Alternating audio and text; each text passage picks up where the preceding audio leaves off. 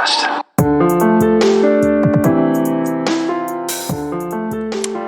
Hey, Scott Beebe with the Business on Purpose platform. It's Monday. It is our favorite day of the week at the time of this recording.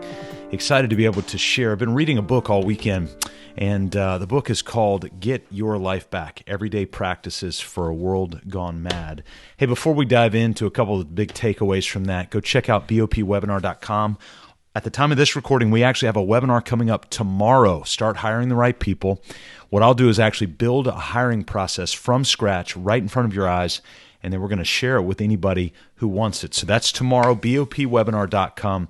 You can check that out. Hey, I devoured this book over the weekend. Get Your Life Back, Everyday Practices from a World Gone Mad. And one of the things that John Eldredge talked about in the introduction had me hooked as he was laying out the purpose of the book. He said this: I found myself flinching when a friend texted and asked for some time. I didn't want to open email for fear of the demands I would find there. It made me wonder, am I becoming a less loving person? How I wish that line did not resonate with me when I read it, but it did. Towards the final pages of Eldredge's book, he diagnoses what's really going on when we're feeling this way. He said these are symptoms that we're running on fumes. Listen, gang, chaos is a gas guzzler, and it has high emotional fuel burn rate, especially for those in the service or the helper industries.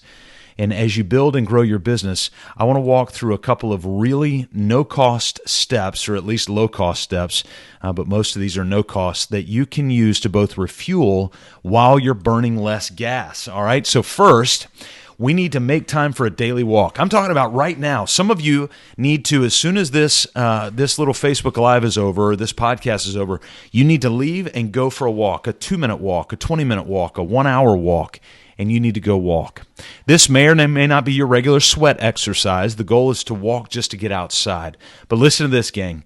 The Environmental Protection Agency estimates in the United States that Americans spend 93% of their life indoors. 93% of their life indoors. Eldredge puts it in a deeper perspective, saying that if you live to be 100 years old, get this, 93 of those years have been spent indoors. In her article, The Daily Routine of Geniuses, I actually printed it out right here from the Harvard Business Review, Sarah Green Carmichael reflects on the outdoor walking habits of the greats, like Dickens. Charles Dickens walked 3 hours a day. Tchaikovsky, 2 hours a day. Now, many of you can't do that. Kierkegaard, who would walk on a regular basis, she said often would rush back to his desk and resume writing so fast because of his ideas, he was still wearing his hat and carrying his walking stick. I have been taking a walk most days just around my street in the morning. We have a big circle around our little neighborhood for the last few years, and I've got to tell you, it's been very restorative for me to do that. Not just relief, but great restoration as well. The second thing that I want to encourage you to do is time block your week. We just did a webinar on this a month ago. I'll give you the link here in a minute. But time block your week. We have business owners tell us on a regular basis that time blocking their week has been one of the most clarifying disciplines that they have installed. In fact, I had one business owner just a few weeks ago. She said, it has literally changed my life. That is word for word. She wasn't being serious, or she wasn't joking. She was being dead serious. She said, it's literally changed my life. Why? Well, because time blocking your week means you own your week instead of your week owning you. Time blocking means that when someone reaches out to you to connect, then you get to share the times you're available while feeling confident in the times that you're not available, knowing that you've got those segmented out as well. I mentioned we delivered a really, really powerful webinar just a few weeks ago called Owning Your Schedule. Stop wasting your hours every week on small, boring tasks that never really add up to your life. Or never really add to your life. So you can watch the replay of that webinar if you go right here to, I put it somewhere, there it is, bit.ly/BOP hiring webinar. So bit.ly/BOP hiring webinar. bit.ly/BOP hiring webinar. You can see the replay there that we've put out for you, but we've got to get you to a point where you're time blocking. And one humble suggestion as you lay out the hours of each day in your time block, go to bed earlier. Go to bed earlier. Wake up earlier. There's typically not much good happening late, and there's typically a whole lot of peace and quiet if you're willing to get up a little early. So just a little humble piece of advice we recommend to you. The third thing is to find a private workspace without distraction. Listen, gang, the open office concept, it's really cool to look at, and yet it's killing focus and deep work. We rent a space in town where we have the majority of our in-person and online client interactions. But then I retreat up here. This is my home office, and I retreat up here overlooking my backyard right out there. Most Mondays and Fridays are typically the days that you'll find me in this private office. In fact, you won't find me here. I'm here, but I'm usually not open on these days to do a lot because I'm doing the deep work that this requires, writing these posts, doing these podcasts, responding to certain people about certain things, communicating with our clients for the upcoming week.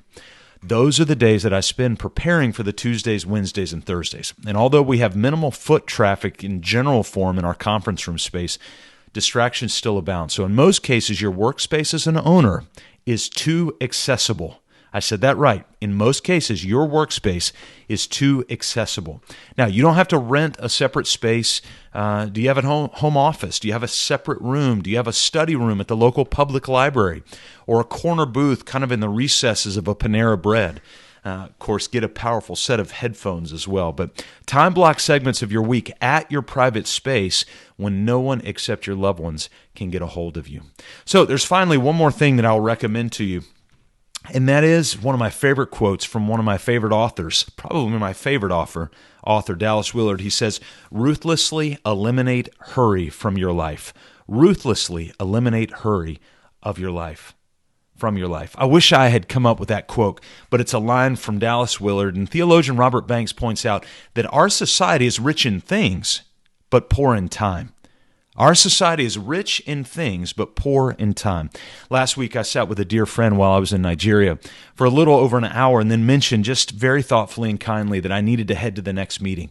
And his response was quiet and simple. And he said, "You can be late." The West African context is not rich in things and poor in time. In fact, it's just the opposite. The West African context, and one of the reasons I love visiting so much, is because relationships and time they are very wealthy in, even though they're poor in things. Even writing this, I'm already starting to think about the next thing, as I'm sure you are too as you read or listen. I've got my Monday checklist. It's right here that I've already printed out that I do every Monday. I've already worked through a lot of it, you can see, but I'm already starting to think about the next thing. And I'm sure you are too. Let's stop. In fact, I think I'll go for a walk here in just a minute. But you respond, "Well, Scott, but none of that will work for me. You don't understand my world." Well, then you'll just need to embrace chaos. But you don't have to. Hey, you want to spend more time investing in a business on purpose? We've made it really simple for you. Just go to bopwebinar.com. Our next webinar is tomorrow at the time of this recording, which is Monday, February 17th, 2020. Our next webinar is Tuesday, February 18th at 3:30 p.m. If you're listening to this beyond that date, just go to BOP Webinar. We always keep that link updated with our most recent webinar that you can be a part of as we try to help liberate you from the chaos of working in your business. Always, you can find us at freedom.mybusinessonpurpose.com, where we're there to help liberate you from that chaos as well. Hey, thanks for joining us as always. On a Monday, it's our delight to be able to serve you. For most of you, we'll see you on the webinar. If not, we'll see you next week right here on the Business on Purpose podcast, the YouTube channel, and the overall Business on Purpose platform. Have a great week, everybody.